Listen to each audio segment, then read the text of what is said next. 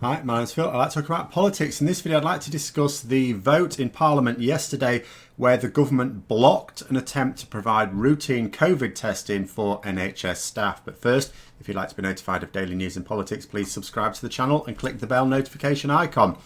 So yesterday, Labour put forward a motion to routinely test NHS staff and care home workers for COVID-19.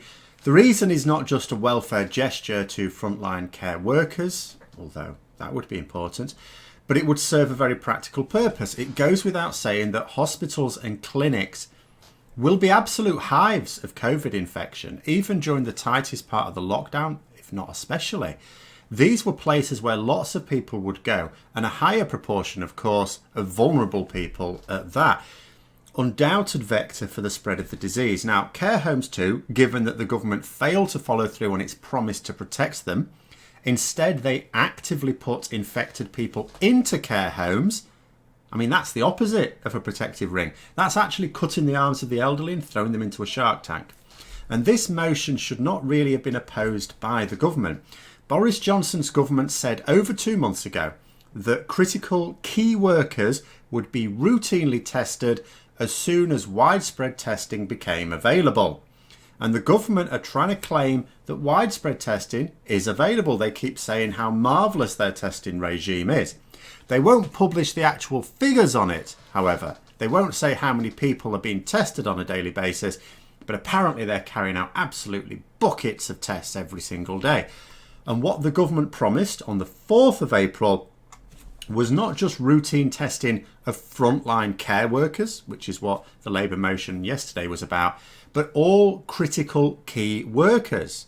That means, for example, supermarket workers.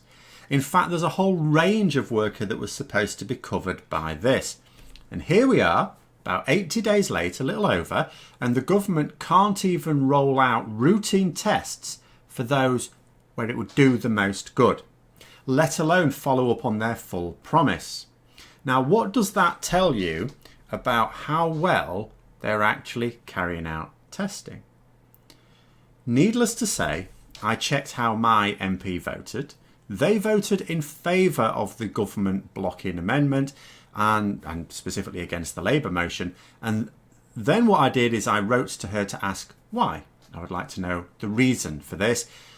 In the detailed way that I would advise anyone who wants to do the same also do. So what I wrote, so first of all, I had written to my MP a couple of times recently, so I thanked her for the prompt responses to those emails, because it was prompt and they were very clear emails, no prevaricating there, so that was fine.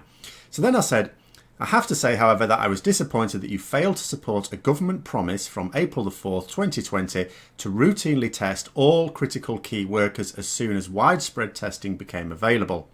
I'm sure you would agree that frontline NHS and care home workers meet the definition of critical key worker. I would like to ask on what basis you voted to stop these workers getting access to routine tests 80 days after the government promised to do so. Is it because the government have failed to increase our testing capacity to the point where it may be considered widespread? In which case, will you be pressing the government to announce a timetable for improving our testing capacity? I left it there. Now, because people I have had another comment earlier on today asking about the way I phrase, emails, letters to MPs. Just to point out a couple of the reasons why I've structured it in that way.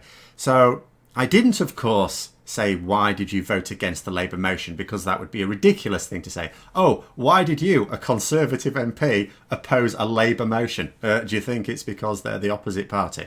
So no, you actually focus in on the government promise. The government themselves promised to test these workers 80 days. They didn't say 80 days ago they were going to do it the next day. They said when widespread testing becomes available. That's very open-ended, doesn't give a specific thing.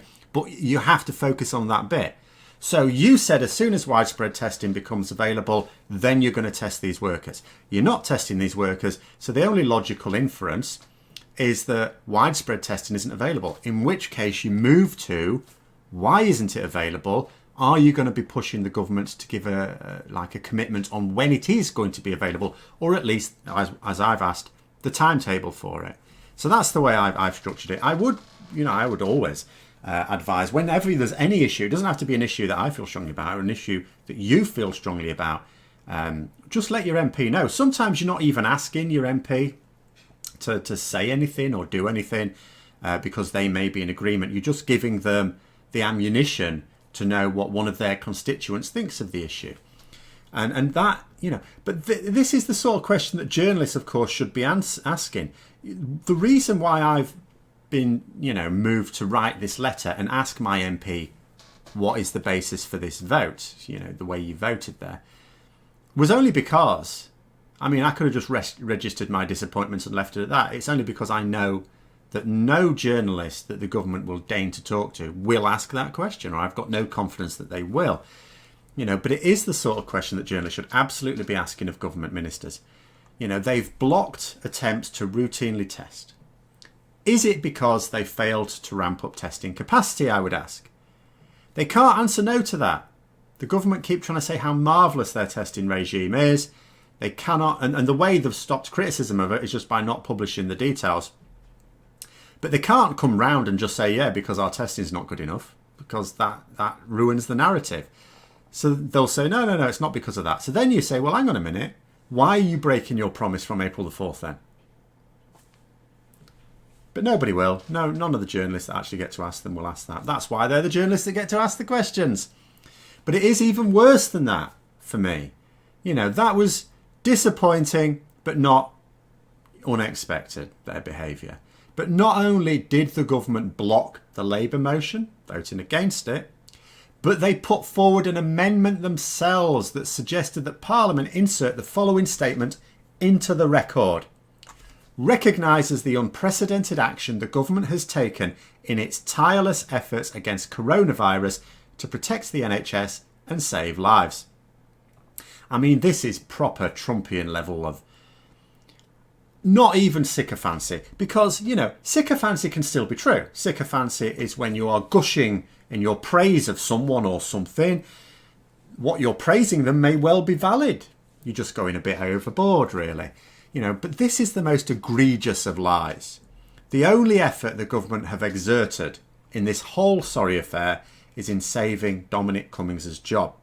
And you could see this at the time. Very, very interesting it was. In the week when Boris Johnson was fighting for his advisor's career, he looked like a vampire. I said at the time he'd attended a committee meeting and he looked like death, not even warmed up. He really looked like he hadn't been sleeping. I said at the time he looked very ill and needed some medical attention. And some might have supposed a bit of a relapse. Of course, he had been ill with COVID himself. But no, because the passage of time reveals it now. Because he only looked like that in that week. In that week when we know he was genuinely putting in the hours. In the weeks previous to this, since recovering from the illness, coming back to work and this point, he looked fine. Didn't sound fine, but that's just him. He looked fine. In the week since that week when he was saving Cummings' job, he's looked fine. He doesn't look wrecked. It was just that week. That 1 week when we know he was putting the effort in, which strongly suggests that he has not been putting in any effort in any of the other weeks, which means he hasn't been putting in any effort on the pandemic measures at all. So tireless efforts is simply an offensive thing to say. As for protecting the NHS and saving lives, I'm quite even-tempered. I take a lot of things. Water for ducks back. But making Parliament put that on record is abhorrent.